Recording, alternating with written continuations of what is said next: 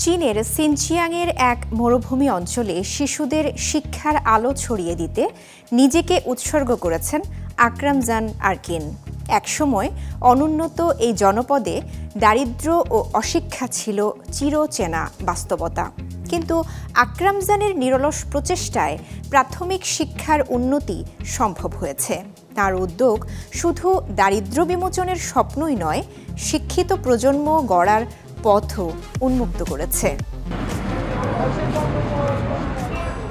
উত্তর পশ্চিম চীনের Xinjiang Uyghur স্বায়ত্তশাসিত অঞ্চল দারিয়াবুই, যেখানে এক প্রাথমিক বিদ্যালয়ের অধ্যক্ষ আকরাম জান আরকিন এ বিচ্ছিন্ন মরুভূমির মাঝে থাকা এ জনপদের শিশুদের শিক্ষার উন্নয়নের জন্য নিজেকে পুরোপুরি উৎসর্গ করেছেন।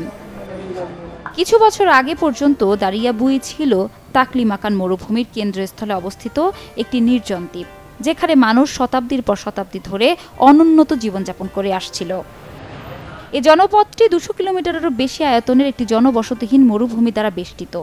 আগে গ্রামবাসীদের নিকটতম শহর ইউইথিয়ানে ব্যবসা করতে হলে গাধায় চড়ে 20 দিন সময় লাগত যেতে।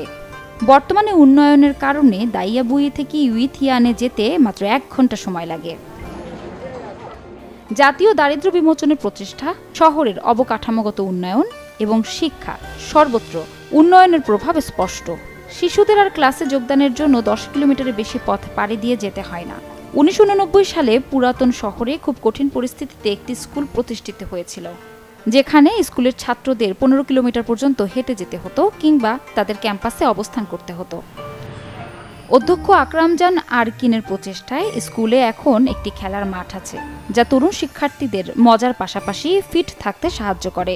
এখানে পিই ক্লাস রয়েছে, যেখানে প্রতি সপ্তাহে 4টি সেশনের আয়োজন করা হয়, যার মধ্যে দড়ি লাফানো, টেবিল টেনিস, ব্যাডমিন্টন সহ আরও অনেক অ্যাক্টিভিটি রয়েছে। আমি মনে করি শিক্ষার্থীরা চারা গাছের মতো।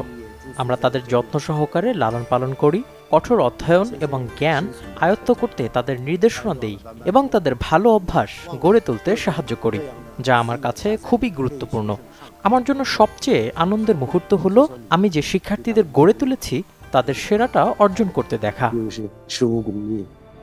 প্রাথমিক বিদ্যালয়ের অধ্যক্ষ আকরাম জান আরকিন এ বিচ্ছিন্ন মরুভূমির জনপদের শিশুদের শিক্ষিত করার জন্য নিজেকে পুরোপুরি নিবেদিত করেছেন।